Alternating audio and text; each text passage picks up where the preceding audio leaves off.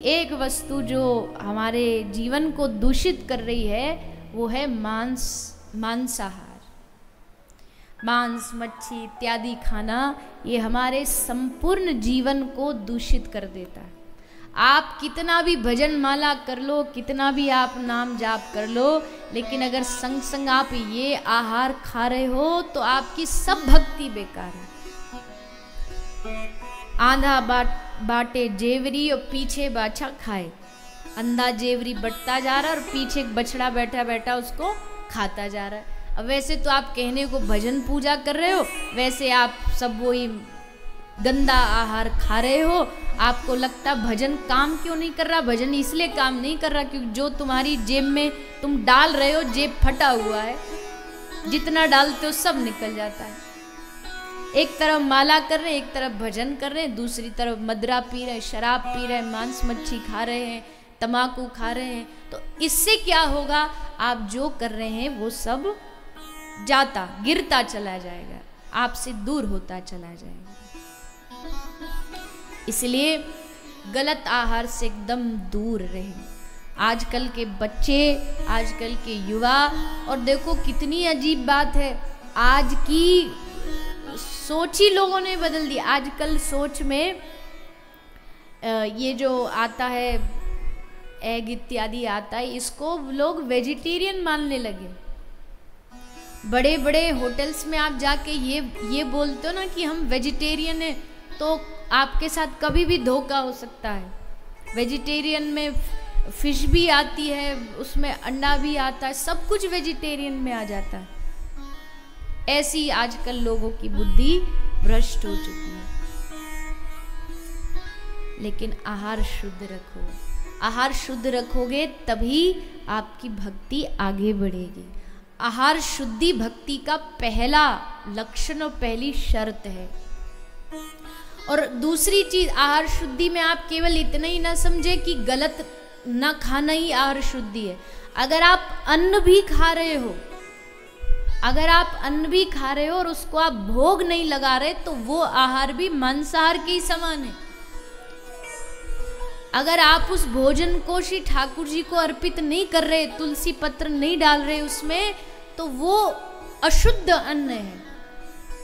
आप पानी पी रहे हो पर पानी को आपने भोग नहीं लगाया, तो आप घर में लाख प्योरीफायर लगा लो, वो प्योरीफायर आपके पानी को शुद्ध तो कर देगा पर पवित्र नहीं कर पाएगा। पवित्र करने के लिए आपको पहले वो पानी भगवान को अर्पित करना पड़ेगा। आप लाए बाहर से बिस्लरी का पानी, बढ़िया पैकेज ड्रिंकिंग वाटर आपको लगा रहे, ये तो बड़ा बढ़िया प्योरीफाई करके दिया, उसको केवल उसमें से कीटाणु मारे हैं, उसको पवित्र नहीं किया गया। पवित्र आपको करना पड़ेगा। तुलसी अर्पित करिए, उसमें तुलसी नहीं है तो मन से, गले में कंठी होती है उसको स्पर्श कर लीजिए और मन से ठाकुर जी को भोग लगा के उसको पा लीजिए।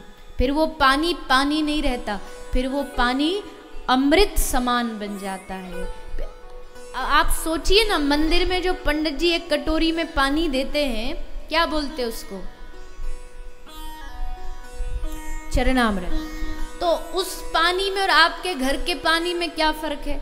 अब पानी तो वो भी है, पर वहां उसको चरणामृत बोलते हैं, यहाँ ये सादा पानी है। दोनों में भेद क्या है? पहली चीज तो भगवान के चरणों से स्पर्श हुआ, दूसरा उसमें पंडित जी ने मंत्रोच्चारण के द्वारा जब भगवान को अर्पित कर रहे थे, तुलसी डाली, उसमें सुगंधित इत्र डाला, फिर उसको अर्पित किया, तो वही पानी अब चरणामृत बन गया। तो वैसे ही घर में आप जो भोजन, प्रसाद, पानी, सब आहार लेते हो, इसको पहले ठाकुर जी को अर्पित करिए, भगवान को अर्पित। और ये कहना ही नहीं पड़ेगा। आपके घर में कोई छोटा सा बालक हो तो क्या उसकी मैया को कहना पड़ता है कि इसको दूध पिलाओ या इसको भोजन कराओ या अब इसको नहलाओ? अरे मैया सब काम अपने आप, बच्चा भी नहीं कहता, बच्चा भी नहीं कहता कि मैया मुझे भूख लगी है या मुझे दूध चाहिए। माँ अपने आप समझ जाती कि अब हो गया घंटा भर, अब इसको भूख लगी होगी, अब दूध पिला। ये क्यों ये भाव मन में आया? क्योंकि आपको उस बालक से प्यार है, अपनापन है कि ये मेरा है। पर ठाकुर जी की जो घर की आपकी विग्रह मूर्ति, अभी उनसे अपनापन नहीं है, अपनापन नहीं, इसलिए तो उनको घर में ताला लगा के चले जाते महीना महीना भर पिकनिक मनाने के लिए। तुम यहीं विराजो, हम जा रहे घूमने, तुम यहीं विराजो, जो रूखा सूखा जो खाना चनौरी मिश्री वो सामने रख देंगे, तुम ये खा लेना।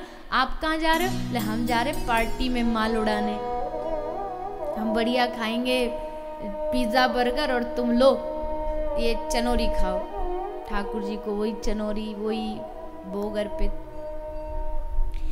ऐसा क्यों हो रहा है? क्योंकि अभी भगवान की मूर्ति से प्रेम नहीं है।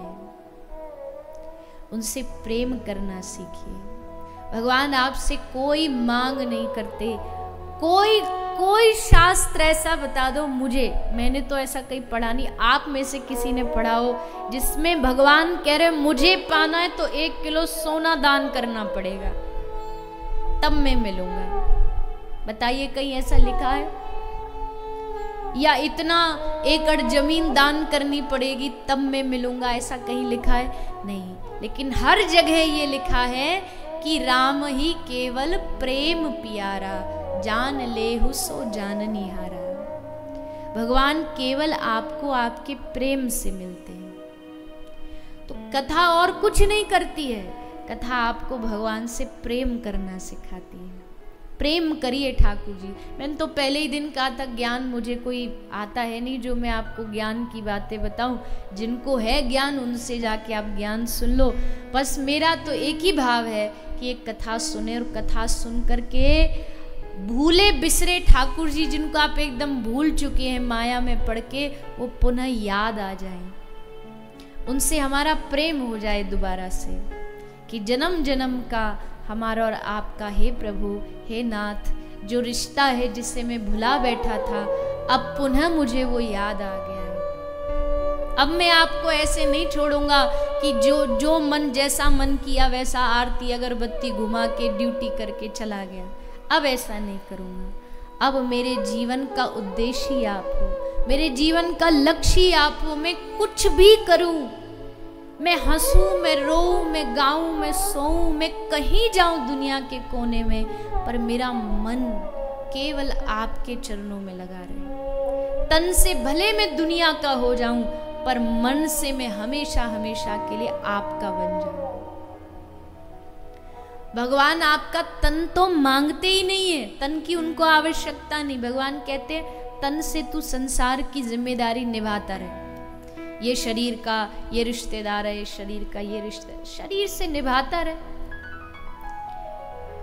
और दुनिया वालों को तुम्हारा मन चाहिए भी नहीं, उनको बस यही चाहिए कि तुम शरीर से उनसे रिश्ता निभा लो। पर ठाकुर जी को तन नहीं चाहिए आपका, ठाकुर जी को आपका केवल मन चाहिए, केवल मन। ये मन ही नहीं दे पाते हम, बाकी सब दे देते हैं भगवान को।